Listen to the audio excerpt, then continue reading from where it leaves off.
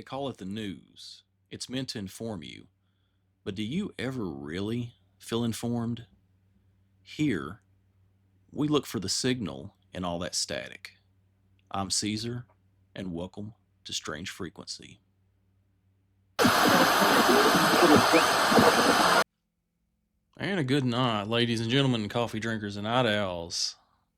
Welcome to this nice Sunday night show. I'm excited to get going. We got a fun little topic. There's a phrase that's become increasingly common online. NPC. Non-playable character. Originally, it came from video games, background characters, people who repeat the same lines, follow the same routines, and never really seem aware of the larger world around them. But over time, people started using the term a little differently. Not literally, but to describe a feeling. The feeling that some people move through life almost automatically, scripted, very much disconnected, like they're operating on routine instead of awareness. Here's what we know. Modern life has become increasingly more repetitive. Wake up, scroll, work, consume, sleep, scroll again, scroll some more, doom scroll, then repeat over and over.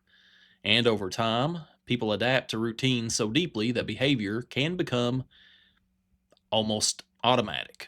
Psychologists have written about autopilot behavior for years, how people can move through large portions of life habitually without full consciousness, being fully aware of what they're even doing. And maybe that's part of why the NPC theory is spreading online so quickly, is because deep down, a lot of people recognize the pattern. You don't have to hardly do anything. You just have to move, and you can get through life a lot of times. Some people don't feel fake. They feel absent. It's a good way to look at it. They feel absent. They feel a void inside. They repeat the same conversations, and you know these people. The same reactions, the same opinions they've heard somewhere else. And when you interact with them, it can feel strangely empty. Now, we'll take a step back. Think about how much of modern life is automated. Algorithms decide what people see. Notifications decide where attention goes. Routine replaces reflection. And constant stimulation leaves very little room for actual thought. And that's where the discomfort in all this can kind of begin at, right there at that point. Because the more automated life becomes, the less present people seem. The less it feels like life, even. In the hunter-gatherer sense of the word, right? And maybe that's why so many people describe modern interactions the same way. Surface level, predictable, disconnected. Some people move through life like they're waiting for instructions, lots and lots of those. And maybe they don't even realize it. That's a strange part. Automation doesn't always look mechanical. Sometimes it looks human. And once routine becomes deep enough, people stop questioning it. They stop noticing it. And eventually, they stop noticing themselves. Now, obviously, NPC theory isn't literally saying people aren't real, but it does point towards something uncomfortable, the possibility that modern life slowly disconnects people from their awareness, from their survival instincts, their perception, not through force, but through repetition, distraction, and endless routine. Because awareness takes energy, and modern systems are designed to keep attention moving constantly. So maybe that's maybe the strange part isn't that people act automated. Maybe the strange part is how normal the behavior has become. And maybe NPC theory isn't really about other people at all. Maybe it's about the fear that modern life is making everyone less aware, one routine at a time.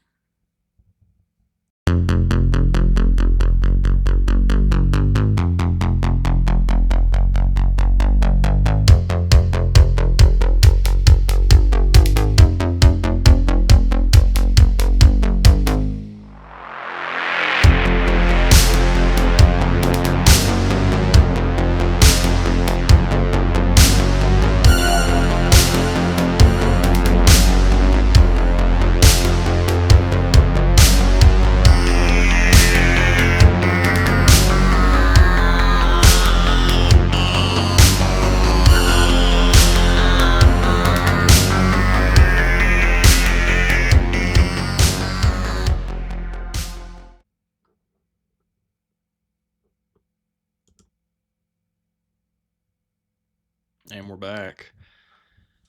Something has changed over the last few years. I know, more change, which seems to be the only constant right now. Not just in the sky, but how people react to what's in the sky. There was a time when serious conversations about glowing objects in the atmosphere were immediately dismissed. Now the topic shows up everywhere: military footage, pilot testimony, government hearings, viral clips online, and somehow most people barely stop to think about it anymore.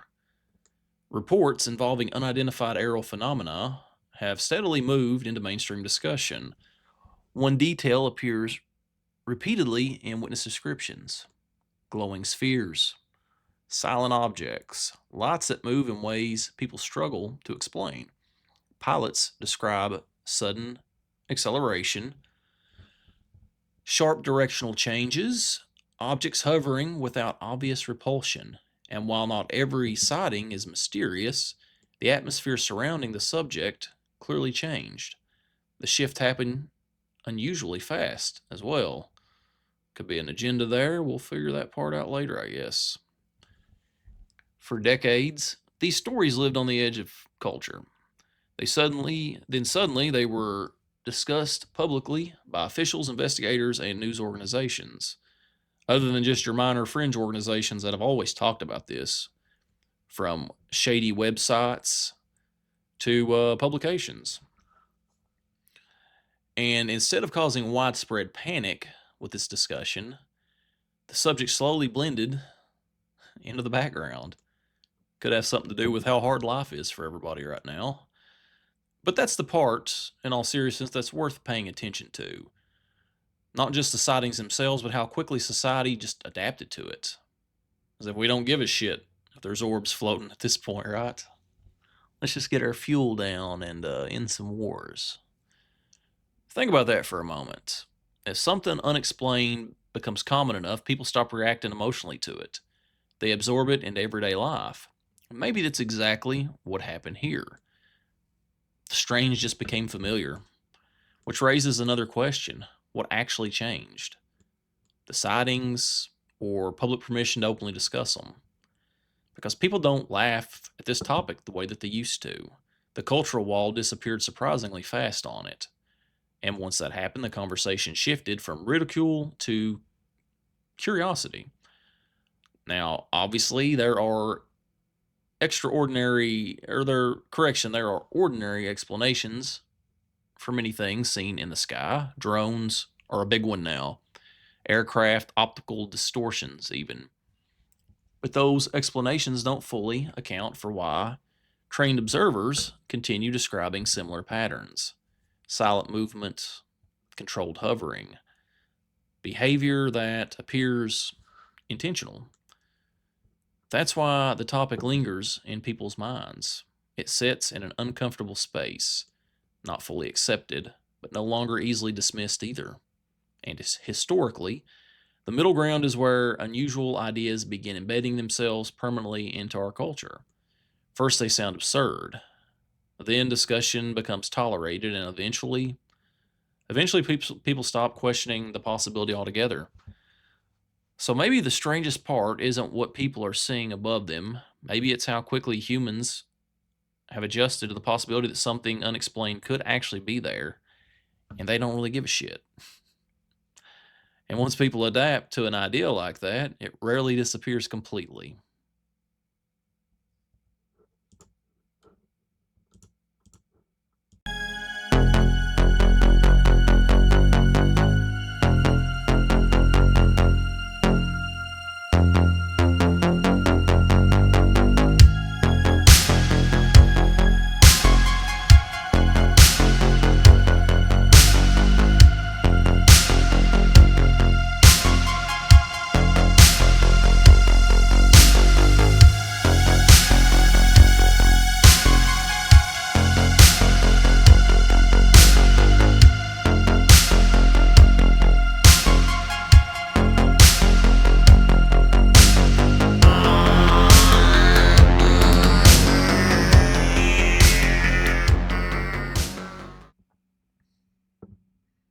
All right, and we're going to end tonight with a question: why do so many people describe hearing mimics in the woods. There's a specific type of story that appears over and over in wilderness accounts, not just sightings, but voices. People hearing something in the woods that sounds almost, almost human, but not completely. In one well known, connected story to Big Bend National Park, a worker described hearing his friend calling to him from somewhere off trail. The voice sounded familiar, but to him, he reported that it sounded a bit wrong. He later described the sound as being both close and far away at the same time, and even before he saw anything, he felt it, that unease, that dread in the air. And that detail matters because in many wilderness accounts, witnesses describe the atmosphere before they describe the thing itself.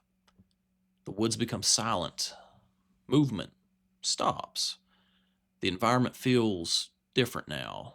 Then the encounter happens. In the Big Ben story, the man eventually realized his actual friend, was nowhere near the voice that he had heard. And shortly afterward, he reported seeing a tall, humanoid figure moving through the trees. Thin, unnaturally fast. And according to the account, it didn't move like a human. Now, obviously, isolated environments can affect perception. Remember, that's something we need to work on. Perception. Forests distort sound. Distance becomes very difficult to judge. And fear changes awareness. But that alone doesn't fully explain why similar details repeat so often across unrelated stories. Because reports involving mimic voices appear constantly in outdoor accounts. Hunters hearing names called from deep in the woods. Campers describing familiar voices where nobody should ever be. People hearing something trying to imitate a human, trying to imitate human speech patterns. Just ever so slightly off, like they're missing a chord. And that detail, that specific detail, it keeps reappearing. That's what makes these stories kind of interesting. Not necessarily the claim itself, but the consistency. Humans have feared deep wilderness for thousands of years, long before modern horror stories ever existed. And across cultures, there are repeated warnings about following strange voices into the forests. Warnings about things that imitate, things that lure, things that watch from the tree lines. And maybe every story has a different explanation. Misidentification, just fear, isolation, or something psychological happening in deep wilderness environments.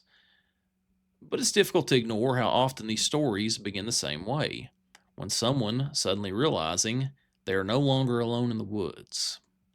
And maybe that's why these stories stay with people, because the fear feels ancient, primal, like something humans were conditioned to recognize long before modern life separated us from the wilderness.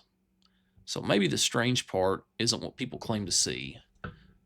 Maybe it's how often people who have never met describe the same sounds, the same silence, and the same feeling that something unseen was watching them just from the trees. And that concludes tonight's broadcast. As always, links to the articles used will be in the description below. And if you have anything strange or unexplained, put it in the comments. Please like and subscribe and share this with your friends. Until next time, we'll keep listening for the signal.